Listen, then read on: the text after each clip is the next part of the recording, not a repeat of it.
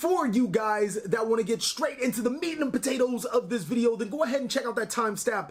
It'll take you right there, but I'm telling you, you're missing out on a very fun part, if not one of the best parts of the video. Today, I'm going to tell you guys a story.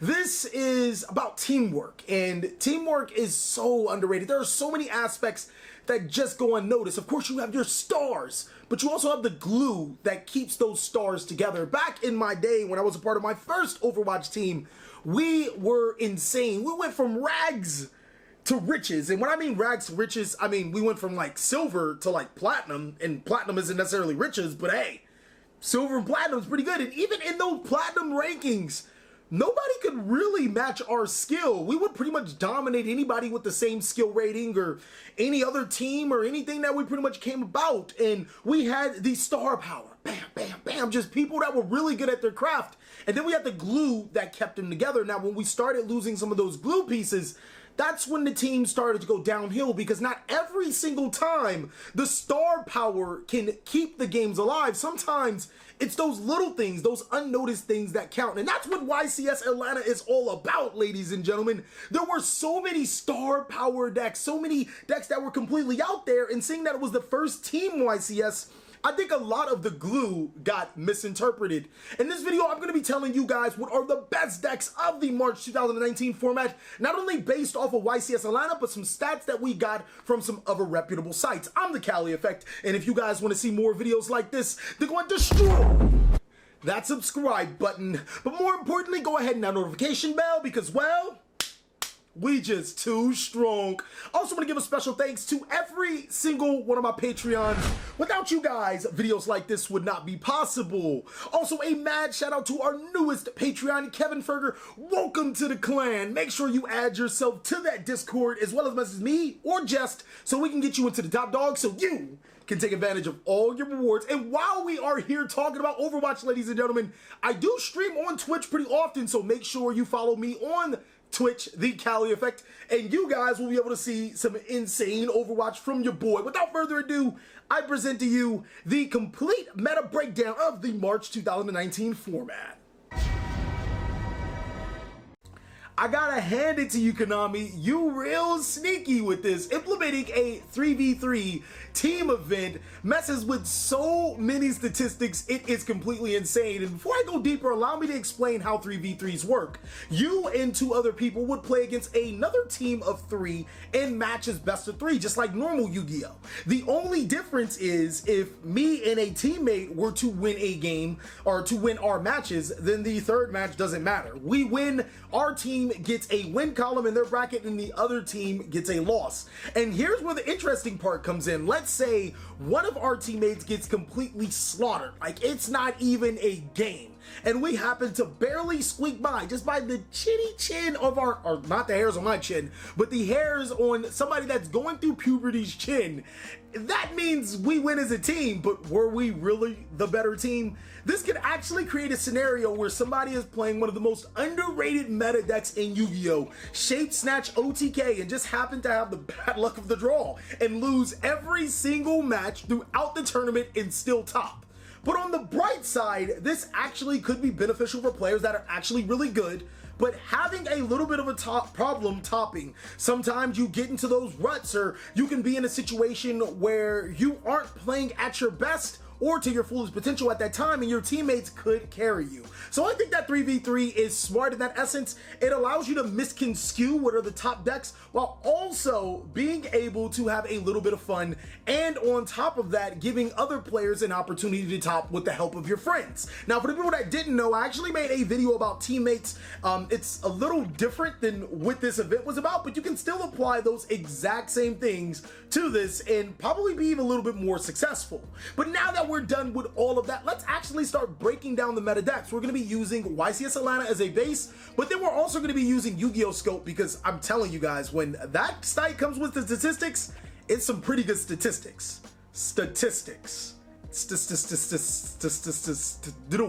So from our last meta breakdown, there were 4 really good decks that we consider the best decks of the format. Now I'm gonna have to bring it down to 3. I think we're back to a trifecta, to a triple threat format where there are just 3 really good decks. And coming in at number 1, not necessarily number 1, but happen to have the most tops at YCS Atlanta is Sky Striker. Now I have a theory to why Sky Striker is one of the best decks for 3v3s, but first let's talk about it itself. Anytime you have a Mind Control and Forbidden Chalice inside of Sky Striker Widow Anchor, as well as an Upstart Goblin and Reinforcement of the Army inside of Mobilize Engage, then of course you're gonna have a powerful deck. Sky Strikers have some of the best aspects to it. Think of it like those 4 cards that I mentioned, plus it's a Zodiac-like deck, being able to go for link ones just off of 1 monster and then keep on recurring those resources. Sky Strikers are a deck that just can't be messed with, and my theory for it being as one of the best decks, or the best deck in 3v3, is if you're playing against a 3v3 matchup, then there are obviously hard counters to Sky Strikers, but now, since there are 3 people versus 3 people, not only do you have to main or sideboard those cards, you actually have to pull them out against your opponent in 3 separate matches, so the odds of that happening are a lot lower, and that's what makes Sky Strikers so dominant in my opinion. Coming in hot at number 2, not necessarily number 2, but I think would be the best deck of the format outside of a 3v3 event, is SALAMANGREAT.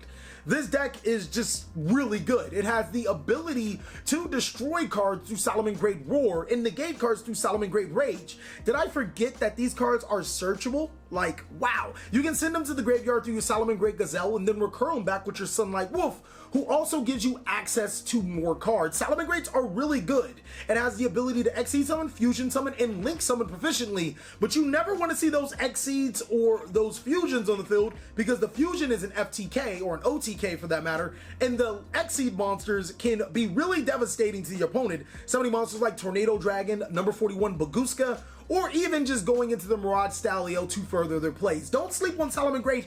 It's really good. And the 3rd best deck of the format has to go to your boy, Thunder Dragons. Now, Thunder Dragons are insane, not only because of its ability to activate by banishing cards in the graveyard or just sending them to the graveyard for a link summon. There's 3 different variants. You can go pure Thunder Dragon, which has actually seen success in YCS Atlanta at 2 tops.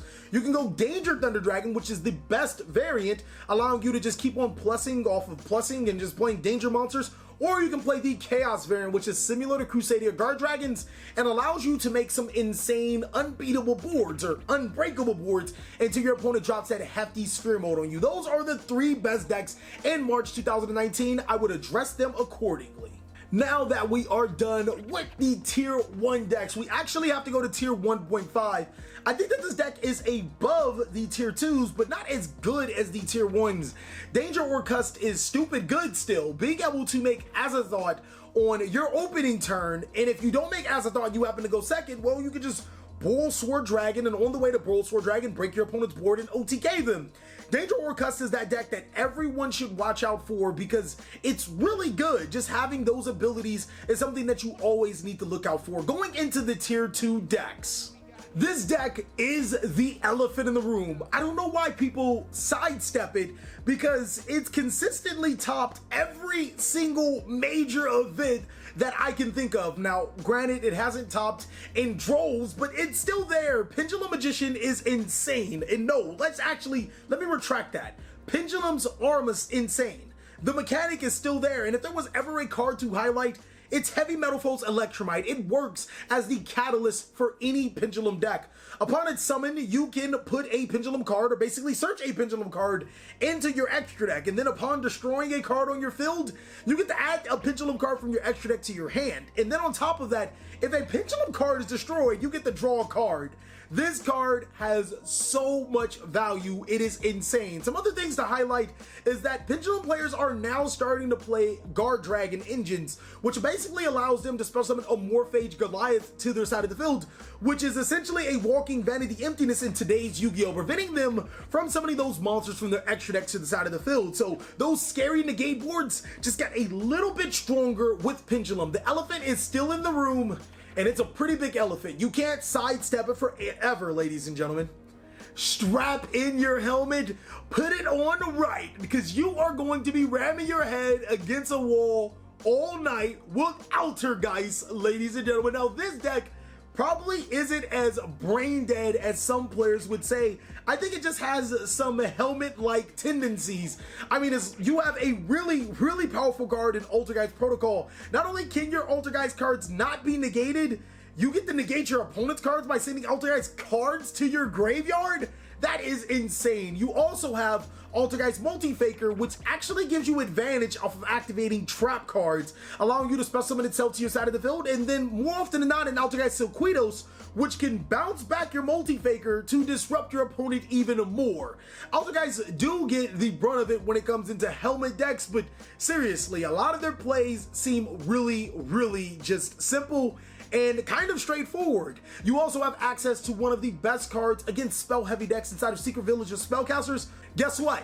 Every single one of your ALTERGEIST monsters, they're spellcasters. They like work with this card to prevent your opponent from playing spell cards. And on top of that, you don't play spell cards that much anyways. The deck is really good. Next, with the helmet strategy, we're gonna be following up with SUBTERRORs, also known as Guru Control. Now, SUBTERROR Guru is powerful. He has a flip effect that can flip himself back face down, but when he has flip face up, you can add a SUBTERROR card from your deck to your hand. The deck is heavily revolved around this. Activating your Hidden City to get into your Guru gives you 6 copies of Guru. You combine that with Terraforming, you have 8 copies of Guru. Next, you can summon it to your side of the field, flip it face down, flip it face up, and then search SUBTERROR FIENDESS, which allows you to get a free hand trap to negate your opponent's cards and flip the Guru back face down. When will this card stop being face down? Well, you can flip it face up with your SUBTERROR Final Battle, which will trigger Guru's effect again, or you can just give your Guru an insane amount of attack to be able to beat over almost any monster in the metagame. Did I also forget to mention that when Guru has another SUBTERROR monster, you can flip cards face up and face down like all the time? It's a quick effect, and it can flip your opponent's cards face down too. Deck has mad disruption. It also plays really nice with trap cards like Summon Limit and There Can Be Only One. The deck is something that everybody should be paying attention to because it will sneak a win if you're not. Lastly, and rounding off the helmet decks, ladies and gentlemen, is possibly one of Konami's worst designs ever. And by worst designs, I think that the design is insanely good. I think it's busted. I think it's powerful and possibly shouldn't be on this many cards. Anytime you have the ability to play on your opponent's turn, you have a really good deck, and True Draco does just that. It has the ability to tribute summon on your opponent's turn and destroy their monsters through your True Draco trap cards. It has the ability to have Pot of Avarices and Pot of Greeds, as well as tribute summon additionally on your turn and destroy their spell and trap cards through your True Draco spells.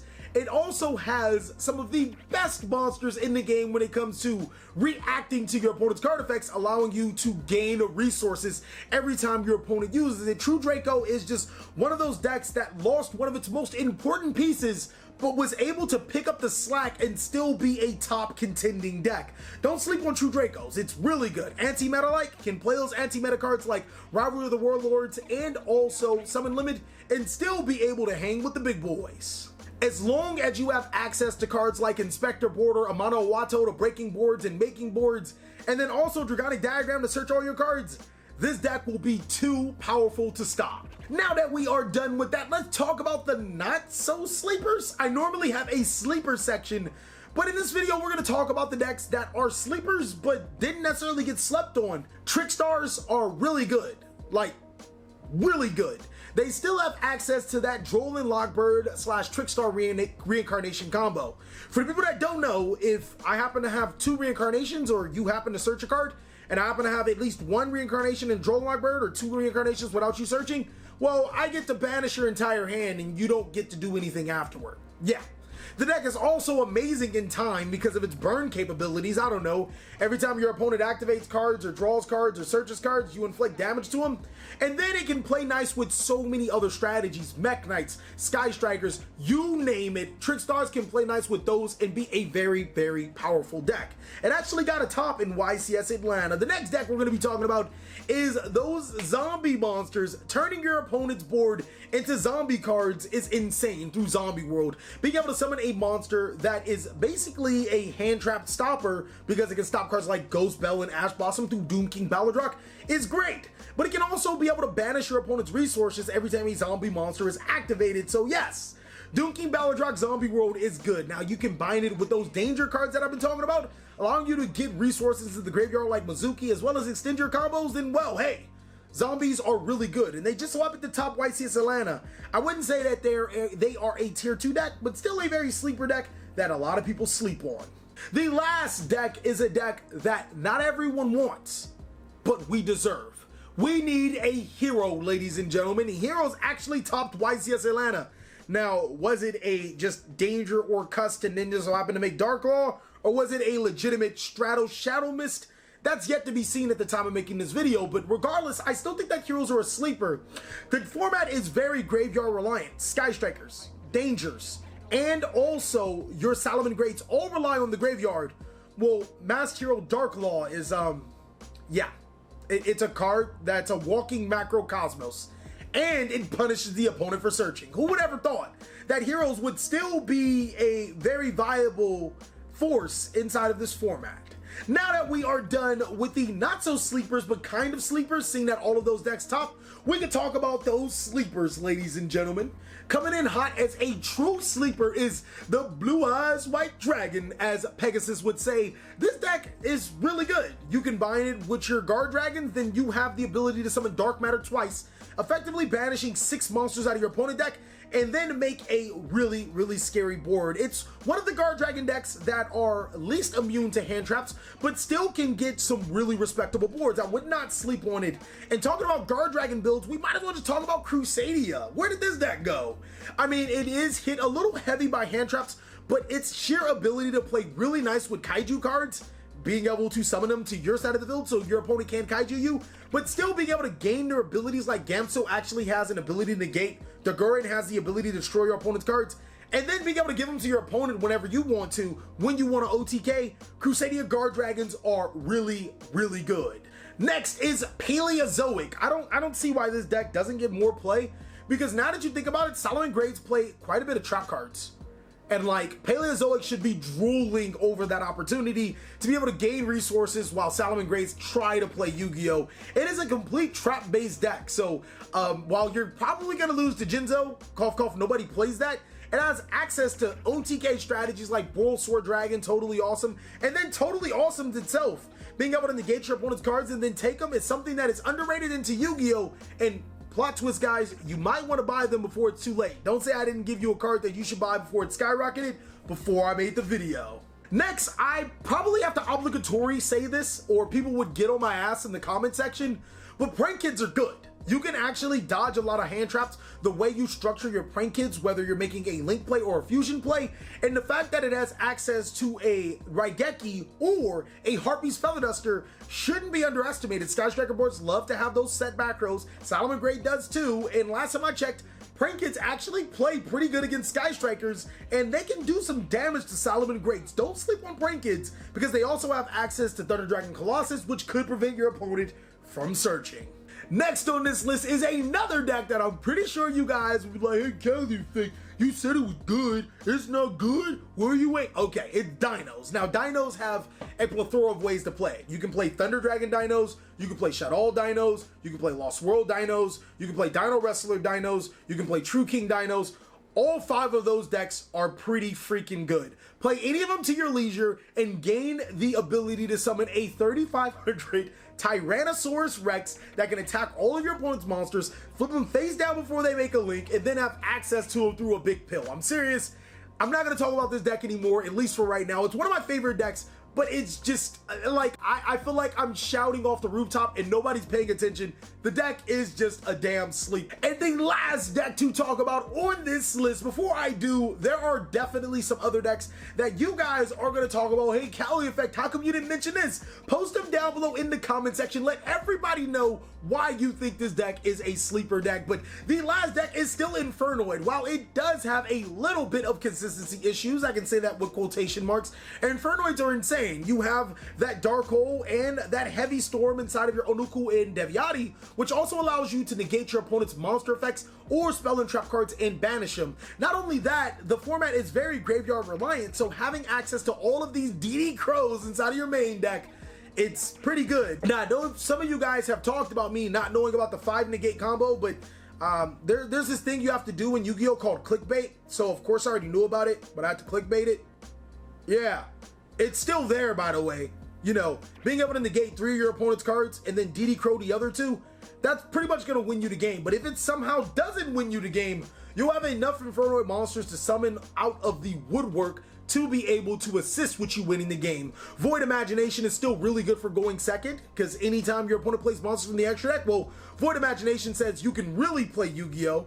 And then on top of that, you also still have Void Feast, which sets up those negate combos. Thank you guys so much for watching another segment of the Cali Effect. I really hope you guys enjoyed this video. If you did, go ahead and give it a like. And if you didn't, let us know in the comment section what we could do to be better. Please like, comment, subscribe, but most of all, enjoy. I hope you guys are having a great day, like I am.